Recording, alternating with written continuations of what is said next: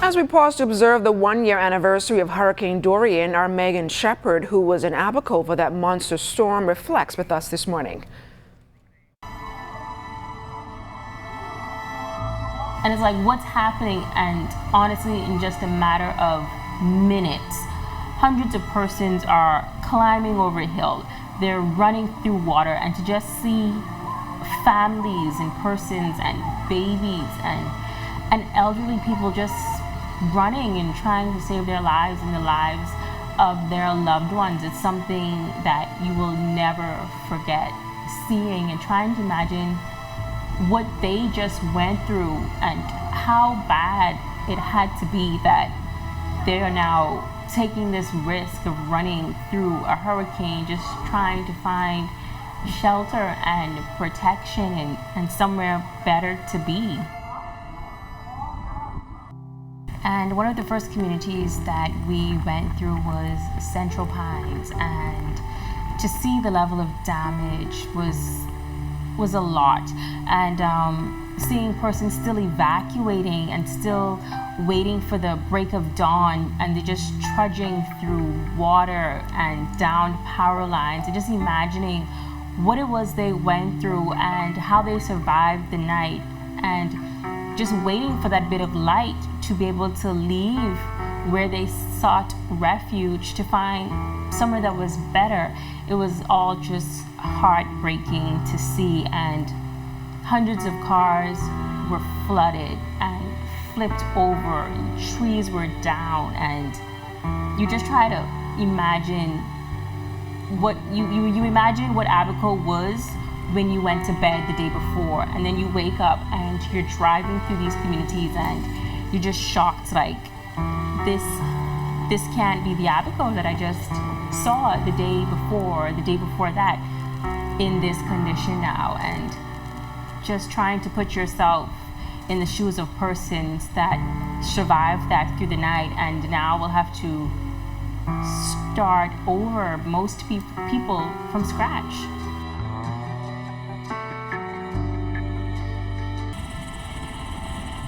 So remember now, hundreds of vehicles are destroyed, and so we hop onto this machine to go out on a tour of the island, and we can see persons just trying to salvage what they can. We can see families looking for food. We can see persons trying to save their clothing and their important documents, and just, I'm sure at this point everyone is just so shocked and taken aback by what has happened, and everyone is still in survival mode. I think that's the best way to put it, that everyone is in survival mode and just trying to secure whatever you can get your hands on at this point. I had to go up in the attics and hope that the roof don't go. So, I mean, but thank God for life. Were you prepared for what Dorian brought? I don't think anybody was prepared for that. We could have done the best we could. And prepare as best we can, but no one was expecting this. When the eye came, we had a little bit of time to chill out, so we tried to get from where we was. We took a back road, the back road, SC booted. We got stuck in the car because the hurricane come back so quick.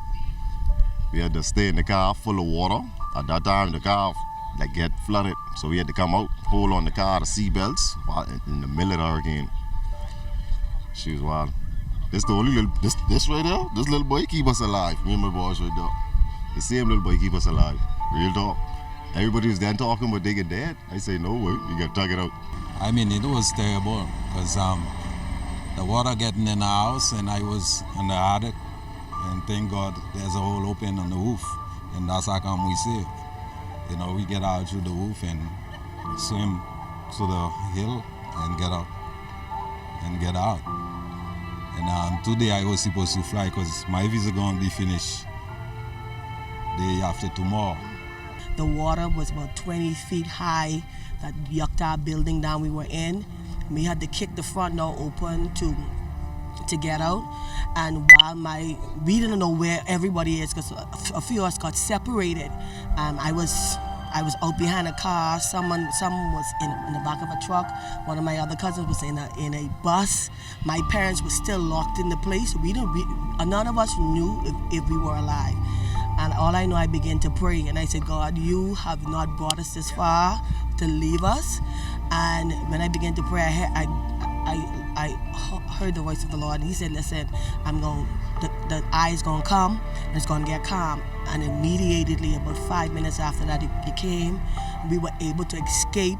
Wasn't really. We lose everything. We just need to get off this island. That's all it is. We leave. Get out of here. That's the only thing. I'll get out. Get out of here. This island ain't got nothing. This island ain't got no electricity. This island ain't got no water. This island ain't got nothing.